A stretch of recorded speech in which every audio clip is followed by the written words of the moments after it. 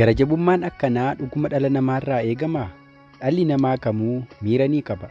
Miirri garaa walii laafuu, walii dhukkubsachuu uumamaan namni kan qabu ta'uu isaatu himama. Faallaa kanaa loltoonni mootummaa Itoophiyaa addatti kan bara bulchiinsaa Abiy Ahimad miirri namummaa garaa laafuuf namaa oowuu jedhamu gocha isaanii yoo ilaalan waan keessa isaanii jiru hin fakkaatu. Oromiyaa keessatti taateewwan jibbisiisoo baay'ee miira namaa jeeqan gochaawwan ilaaluun isaa dhukkuba hamaa namatti ta'an waraana mootummaan raawwatamanii isaanumaan ammoo viidiyoo waraabamee miidiyaa hawaasaa irratti qoodamuun bartee ta'aa dhufeera. Ilma namaa akka hoolaa ciibsanii qaluu dargaggeessa dhamaatee hedduun haatiif abbaan itti dadhabanii guddisan ija abbaa fi haadhaa duratti rasaasaan ajjeesuu, harka duubatti hidhanii rasaasa sammuutti naquu, nama osoo lubbuun jiru abiddaan gubanii osoo waatu akka lubbuun keessaa baatu taasisuu dabalatee wanti Oromoo irratti hin taane maaltu jira? Gochi rifaasisaan ijaaf gurraaf hin tolle kunneen akka dhaabbatuuf hawaasa irraa irra deddeebiin gaafataa tures ittis jira. Faallaa isaa gochaan gara jabinaan sana caalu osoo raawwatamuu waraabbiiwwan agarsiisan yeroo gara yerootti hawaasaaf qoodamuu itti fufaniiru. Haalli kun itti fufuun dhibbana dargaggeessi Oromoo osoo waraana mootummaan kadhatuu nama nagaa ta'uu isaa osoo himuu harki duubatti hidhamee akka bofaa lafatti reebamuu viidiyoon agarsiisu kaleessaa qabee miidiyaa hawaasaan qoodamaa jira. Taateen baay'ee nama dhukkubsu gara jabummaan isaa ijaa baasee mul'atu kun loltoota mootummaa uffata dambii uffataniin osoo raawwatamuu mul'ata. Loltoonni kunneen itti naanna'anii gaaffiin dargaggeessa kana cinqu. Dargaggeessi kun waan gaafatame raawwatee akka hin beekne akka quba hin qabne hima. Maaf nutti himtuu didde jechuudhaanis reebu. Erga jedhaniin booda immoo harka isaa duubatti galagalchanii hidhanii dullaan irra dhaabbatanii osoo tumanii agarsiisa. Fayyadamtoonni miidiyaa hawaasaa feesbuukii irratti dhimma kana walii qoodaa jiran. Taateen kun isa xiqqaa akka ta'e gochi kana caalaa gara jabeenyaan guutame hedduun ija kaameraa dhokatee hojjetamaa akka oolus eeruun miira gaddaa qaban ibsataa jiru. Oromiyaa keessatti ilmi namaa mirga lubbuun jiraachuu akka hin qabne abbaan barbaade si qabee qorannaa seeraa malee hadiyyoo irratti bifa itti toleen si ajjeesuu akka danda'u taatee kana raawwachuu ni danda'ama. Gochoonni haala hammaataa akkanaan raawwataman ilma namaa kamiifuu hin malan. Nama dhiisii bineensa bosonaaf dararaa malu akka hin taane beekamaadha. Oromiyaa keessatti dararaan rifaasisaan hawaasa nagaarraa ga'u yoom dhaabbata nama jechisiisa. Haalli kun ammallee cimee itti fufuun biyyattii keessatti egereen Oromoo garamitti adeemina nama jechisiisa. Gaaga'ama beela hawaasa Oromoo Wallagga Lixaa Beegii yoo kaasnu ammoo sochii waraana bilisummaa Oromoo bakka sanaa tuttuquu fi dhimmichaa walqabatee tooftaa mootummaan Itoophiyaa dhimma itti bahee ilaalu feesisa.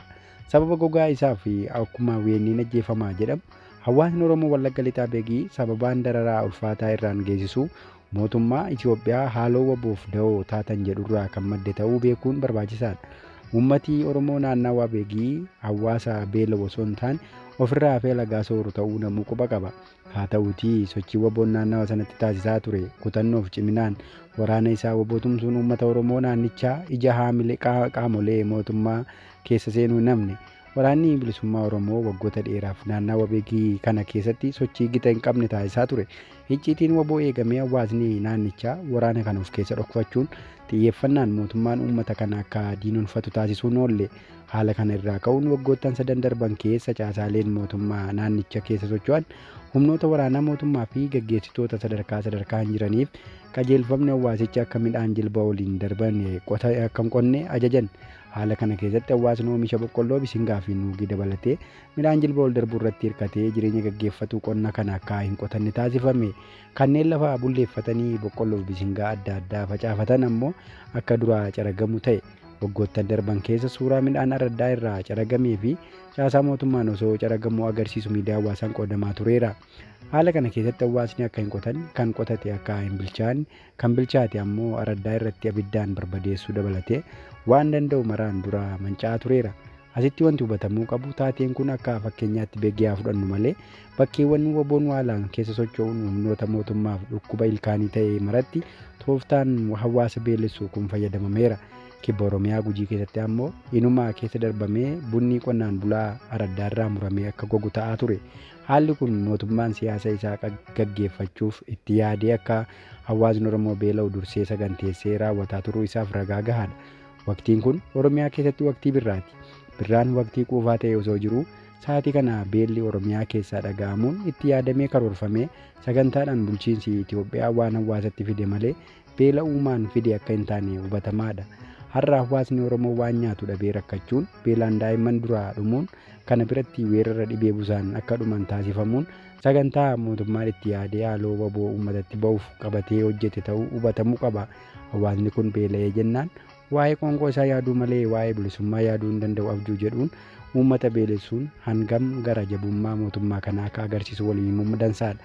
Ammas taanaan hawaasni Oromoo uummata dararaa ulfaataa keessa jiru kana tumsuu waan qabuun bira dhaabbachuu dabalatee rakkinoota siyaasaa kanaaf furmaata akka argataniif cimee hojjechuu akka qabu asumaan dhaamna. Egaa dhaggeeffattoota keenya Finfinnee Maltiimiidiyaa irraa qophii kana kan isinii dhiyeesse Anaagaa Jimaati. Qophii wal fakkaatuun hanga walitti deemnutti nagaan nuuf tura.